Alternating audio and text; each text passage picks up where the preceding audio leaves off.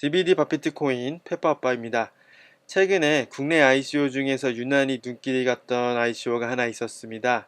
그 ICO의 이름은 캐리 프로토콜이고요.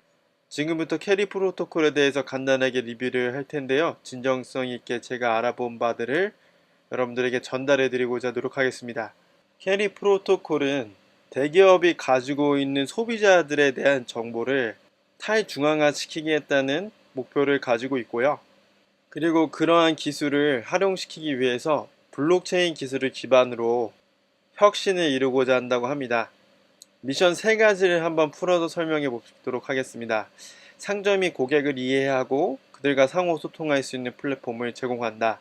상점이 고객을 이해한다는 말은 고객이 상점을 이용했을 때 그러한 소비 행위를 데이터화해서 사업주들에게 제공할 수 있다면 당연히 사업주들은 어떠한 샵에서 소비자들이 이러이러할 때 구매를 했었고 이러이러한 서비스가 이용되겠구나라는 것을 캐치를 할 수가 있겠죠. 두 번째로 넘어갑시다. 소비자가 자신의 결제 데이터에 대한 통제권을 갖고 이를 수익화할 수 있도록 지원한다. 이 말인즉슨 첫 번째에 자신의 데이터를 사업주들에게 제공을 하면 지금까지 소비자들은 아무것도 받을 수가 없었는데 소비자가 데이터를 제공한 대가로 수익을 주겠다는 것입니다. 흥미로운 컨셉인 것 같아요. 그리고 마지막, 신뢰할 수 있고 높은 광고 효율의 새로운 광고 수단을 제공한다. 첫 번째 말씀드렸다시피 상점의 고객이 자신의 데이터를 제공하면은 당연히 그게 직접적으로 소비가 이루어진 것을 기반으로 한 데이터이기 때문에 그러한 데이터를 기반으로 캐리 프로토콜을 이용해서 누군가 광고를 진행하려고 할 때 이러한 양질의 데이터들을 광고 수단으로 받을 수가 있는 것이잖아요. 이제 그런 것들에 대한 이야기입니다. 동영상을 통해서 잠깐 보도록 하겠습니다. 상점에 들어가서 소비자가 상품 이용과 결제를 합니다. 크레딧 카드로도 결제를 할 수가 있습니다. 아니면 가상화폐로도 결제를 할 수가 있어요. 그러고 나서 포인트를 받기 위해서 핸드폰 번호를 입력을 해요. 그렇게 떠나고 나면은 메시지를 받습니다. 거래했던 내용을 제공할 것입니까? 이렇게 메시지를 받으면 만약에 제공을 하게 되면 가상화폐로 보상을 받게 되는 것입니다. 쉽죠? 이러한 이상적인 지불 시스템과 함께 소비자에게 리워드가 돌아가는 특별한 생태계를 구축하기 위해서는 네 가지의 구성 요소가 필요합니다. 첫 번째, 캐리 결제 데이터 저장소, 두 번째, 캐리 스마트 컨트랙트, 세 번째, 캐리 지갑용 API, 네 번째, 캐리 단말기용 API. 다음은 그림을 보면서 구체적으로 어떻게 이것이 작용을 하게 되는지 보자면 캐리 단말기용 API가 있고 이것은 오프 블록체인, 즉 블록체인 밖에서 일어나는 행위인데 이것이 밖에서 일어났던 행위가 안으로 이제 저장이 되게 됩니다. 그게 캐리 결제 데이터 저장소라고 볼 수가 있습니다. 캐리 단말기용 API는 어떤 말이냐면 포스 아시죠? 여러분 크레딧 카드 결제를 하실 때 카드 긁는 기계가 있을 것이지 않겠습니까? 이제 그것이 필요한 것이에요. 그리고 소비자들의 구매 행위가 캐리 결제 데이터 저장소 블록체인 안에 있는 데이터 저장소에 저장을 되게 됩니다. 캐리 지갑용 API와 캐리 스마트 컨트랙트는 무엇이냐면 만약에 우리가 캐리 토큰을 갖고 있다고 가정을 해봅시다. 캐리 토큰은 지갑 안에 저장이 되어 있을 것이고 이러한 지갑 안에 있는 것들을 실제로 결제하게 되면서 꺼내야 될 때 지갑용 API가 필요하게 될 것입니다. 이것이 스마트 컨트랙트로 연동이 되어 있으면 바로바로 결제가 이루어지게 되는 것이죠. 온 블록체인과 오프 블록체인이 함께 연동이 되어 있어야지만 이루어질 수 있는 캐리 프로토콜이라고 할 수가 있습니다. 캐리 프로토콜 안에서 양질의 데이터를 축적시키려는 하나의 수단으로서 결제를 들고 있기 때문에 포스 기기를 통한 신용카드 결제도 상관이 없고 현금을 통한 구매 결제도 지원이 되므로 어떠한 결제 수단이든지 상관이 없다고 합니다. 그리고 더군다나 포스 기기를 설치할 수 있는 어마무시한 커뮤니티를 가지고 있습니다. 이런 인프라를 제공한 회사를 한번 알아보아야겠죠. 그 파트너 회사 이름은 스포카라는 회사입니다. 스포카는 도도 포인트라는 것을 가지고 있고요. 현재 도도 포인트 누적 그래프가 있는데 이것이 지속적으로 올라가고 있는 추세입니다. 자, 여기 보시면은 2012년부터 2018년까지 빠지지 않고 계속 쭉 상향하고 있는 모습을 볼 수가 있고요. 2012년부터 2018년까지 일별 체크인 그래프 또한 지속적으로 상향하고 있습니다.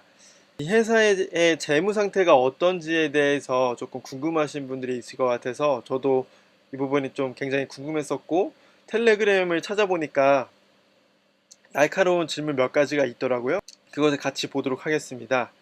어떤 분이 말하시기를 스포카가 최근에 재무 상태가 안 좋다는 루머가 있어서 스포카 재무제표를 보고 싶은데 좀 검색해도 안 나오니까 좀 알려주세요. 이렇게 질문하니까 답변해 주시기를 스포카는 창업한 이래 매출, 사용자 수, 매장 수가 매년 한 해도 빠짐없이 성장하고 있습니다. 라는 답변을 해주셨고요. 스포카는 현재 비상장 회사이기 때문에 비상장 회사는 상장 회사와 달리 재무제표를 외부에 공개하지 않는 것이 일반적입니다. 라고 이렇게 말씀해 주시더라고요. 도도 포인트를 갖고 있는 스포카라는 회사와 캐리 프로토콜의 연관성은 아주 자세하게 나와 있습니다. 현재 상점마다 설치된 도도 포인트용 태블릿은 POS와 POS와 무선으로 연결되어 있어서 간단한 소프트웨어 업데이트만으로 캐리 프로토콜을 지원할 수 있도록 준비된 상태이다. 즉, 캐리 프로토콜은 스포카의 인프라를 통해서 빠르게 오프라인 커머스에 침투할 수 있다는 것을 기대할 수가 있는 것이 되겠습니다. 스포카의 주요 파트너 고객사 및 실적을 보시면은 여러분들이 눈에 익은 기업들이 많이 있다는 것을 볼 수가 있습니다. 스포카와 캐리 프로토콜은 다른 회사입니다. 발행될 토큰의 수량은 100억 개로 예정하고 있고, 크라우드 세일에 참여하는 사람들에게는 40%가 지급될 예정이라고 합니다. 파트너에게는 25%, 상점 및 소비자에게 15%, 그리고 캐리팀에게는 전체의 10%를, 어드바이저에게 전체의 5%, 그리고 마지막으로 예비비 목적으로 전체의 5%를 배정할 예정이라고 합니다. 하지만 지급될 토큰의 교환 비율은 추후 정식 토큰 발행 이전에 캐리 프로토콜 커뮤니케이션 채널, 홈페이지, 페이스북, 트위터 등에 발표할 계획이 있습니다. 아까 전에 텔레그램에서 참조를 했었다시피 또 다른 질문이 좀 눈에 들어와서 그것을 같이 한번 보고 싶습니다. 질문은 간단합니다. 캐리 토큰 사서 홀딩을 해야 하는 부분이 명확하게 설명되어 있지 않아서 설명해주면 좋을 것 같다. 이렇게 얘기를 하고 있습니다. 이에 대한 답변을 한번 보도록 하겠습니다. 백서에서도 밝힌 바와 같이 캐리 토큰의 메인 사용처는 광고주가 스마트 컨트랙트, BT의 발급 및 처리를 위해 사용하기 위해 예치시키는 것입니다. 여기서 말하는 BT가 무엇이냐면 브랜드 토큰입니다. 이 브랜드 토큰은 캐리 프로토콜 생태계에 참여하기 위해서 등록한 상점들이 쓰는 토큰이라고 보시면 되겠습니다. 예를 들어서 빵가게에서 이벤트를 생성해서 소비자들에게 임의로 BST라는 로열티 포인트를 지급을 하고 그것을 그 상점에서 쓸 수 있게 만드는 것입니다. 다시 텔레그램을 보면요. 각 상점에서 쓰이는 BT의 발급 및 처리를 위해서 캐리 토큰이 중추적인 역할을 하고 있고, 캐리 프로토콜에 참여하는 상점 광고주가 증가할수록 예치에 의해 묶이는 캐리 토큰의 수는 증가할 것이다 라는 것인데, 결과적으로 캐리 프로토콜 생태계 안에 참여하는 상점들과 소비자들이 많아지면 캐리 토큰의 가격 상승이 이루어진다는 것입니다. 아주 기본적인 개념을 이용하면 될 것 같습니다. 스마트 컨트랙트를 이용하려는 주체, 그 캐리 프로토콜에 참여하는 상점들은 특정량의 CRE, 캐리 프로토콜 토큰을 예치시켜야 된다고 합니다. 스마트 컨트랙트를 사용할 때마다 CRE 토큰을 지불해야 한다고 합니다. 즉, 이 말인 즉슨 어느 정도의 캐리 프로토콜 토큰을 홀딩해야지만 상점에서 쓰는 브랜드 토큰을 이용할 수가 있는 것이 되겠습니다. 더 나아가서는 소비자가 충분히 인내를 가지고 기다린다면 가게가 늘어나감에 따라서 코인의 가격 상승을 예측하고 그리고 그것을 기대하게 됨으로써 지속적으로 보유하게 될 수도 있다는 점이죠. 마지막으로 팀원만 좀 보고 넘어가도록 하겠습니다. 2002년에서 2006년에 스탠포드 대학교에서 경제학 전공을 하셨고, 그리고 바로 2006년에서 2006년 3개월 동안 인턴을 하셨습니다. 경력이 끊이질 않습니다. 2007년에서 2009년까지 비즈니스 애널리스트로 맥킨지 앤 컴퍼니에서 일을 하셨고요. 그리고 우리나라에 오셔서 비즈니스 컨설턴트를 하셨고 지속적으로 일을 하시고 계시네요. 그리고 2012년부터 현재까지 스포카 파운더로서 일을 하시고 계시고요. 캐리 프로토콜도 같이 하고 계십니다. 이력을 보시면 드러나네요. 지속적으로 일을 하시고 계시는 분이고요. 다음 리차드 최 코 CEO로 한번 넘어가도록 하겠습니다. 이분은 코넬 대학교에서 바이오케미컬 엔지니어링을 전공했고요. 졸업 후에 SK케미컬 3년 2개월 동안 일하셨고, 그 다음에 바로 스포카로 일을 하시면서 지속적으로 꾸준히 경력을 유지하고 계십니다. 자, 다음 분 한번 보도록 하겠습니다. 2006년 1월에서 2008년 8월까지 브릿지 북스 코리아 일을 하셨고, 2008년에서 2011년까지 연구원, 그리고 2011년부터는 소프트웨어 디벨로퍼로 스포카에서 일을 하시고 계시고요. 지금은 스포카에서 최고 기술 경영자로 일을 하시고 계신 것 같습니다. 지속적인 경력을 유지하고 있다는 것을 볼 수가 있습니다. 그리고 이분이 현재 텔레그램을 관리하고 계신 분인데 한번 보도록 하겠습니다. 서울대학교를 졸업하셨고요. 졸업하신 후에 특허와 관련된 일을 계속 하신 것 같습니다. 여기 보시면 페이턴트 어토니, 페이턴트 어토니. 우버풀이라는 그 금융 전문 회사인데 거기서 통계를 컴퓨팅 엔진으로 활용할 수 있게 해주는 회사인 것 같아요. 그곳에서 일을 하신 이력이 있으시고요. 2016년 KB 인베스트먼트, 자, 벤처 캐피털리스트이십니다. 3년 동안 재직을 하시고 지금 캐리 프로토콜이시면서 디센티어라는 회사를 운영하고 계십니다.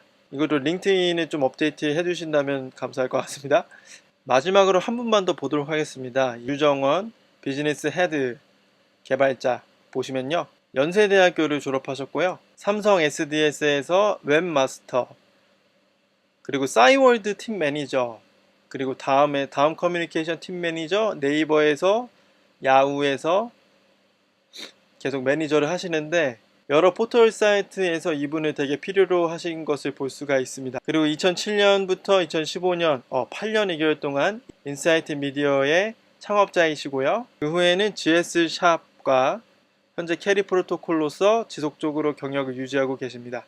빠진 이력이 그다지 없이 현실에서 지속적으로 발로 뛰고 계신 분들이라는 것을 확인했습니다. 한 가지 우려되는 부분은 마케팅에 대한 것인데 파트너십을 어떻게 맺어 나갈지 구체적으로 제시되어 있지 않아서 사업의 확장성을 어떻게 연결을 시켜야 될지 의문이 듭니다. 캐리 프로토콜을 이용하는 상점들이 많아지는 것이 코인의 가격의 관건인 만큼 앞으로 어떤 회사와 파트너십을 맺을지 기대가 되고요. 앞으로 쭉쭉 성장하기를 기대하겠습니다. 빠뜨릴 뻔한 게 있었는데 그게 무엇이냐면 해시드라는 크립토 펀드에서 캐리 프로토콜을 백업해주고 있고, 해시드가 지금까지 백업해줬던 펀드 중에는 카이버 네트워크나 오미세고, 이오스, 아이콘 등이 있다고 합니다. 이상 캐리 프로토콜 리뷰를 마치도록 하겠습니다.